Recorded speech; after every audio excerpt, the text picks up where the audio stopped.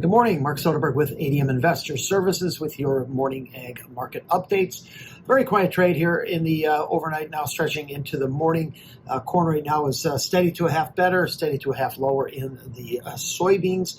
Wheat prices up a couple cents here in the spot Minneapolis. Elsewhere, we're just steady to about 2 lower, while both soy products are also very close to unchanged. Spot board crush margins did fall back another dime yesterday. We calculated them at $1.95 a bushel. They're off 25 cents for the week. Fresh news is lacking as we approach the Labor Day holiday weekend as traders brace for what's likely to be record-yielding harvests for both U.S. corn and soybeans. Combined record production also likely will strain storage capacity while keeping basis levels and spreads seasonally wide.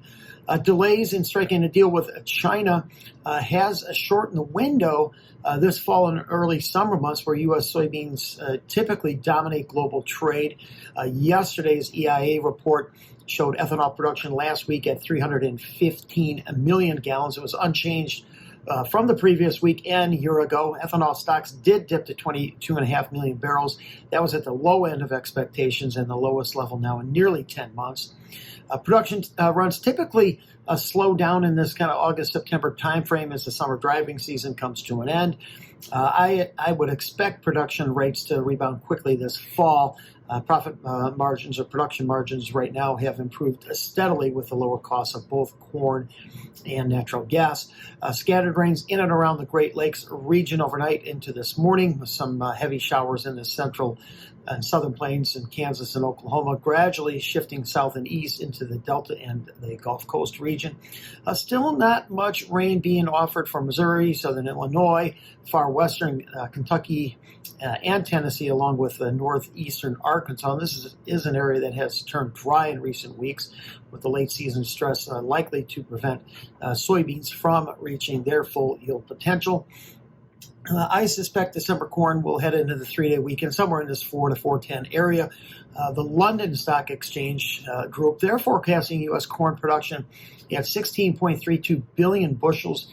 That's down about 420 million from the USDA forecast. They see lower harvested acres and their yield at 185.4. That's very consistent with what my model has been forecasting, and well below the USDA record yields at 188.8. Inside trade for Nove beans overnight. Next resistance above the market is the August high at 10.62 3/4 with support at the 100-day moving average.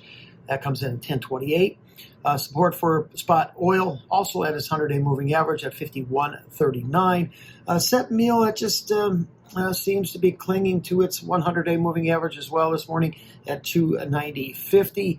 Market seems like it's still trying to assess whether or not the EPA will successfully be able to reallocate the nearly 1.4 billion RINs to big oil and also its potential impact on biofuel consumption.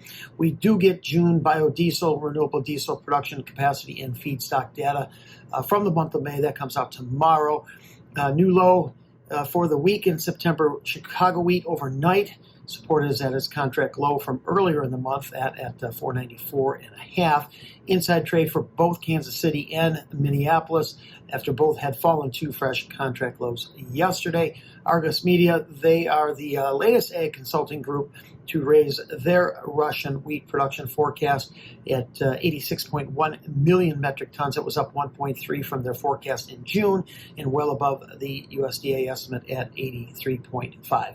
Thank you for listening, everyone. Have a great day.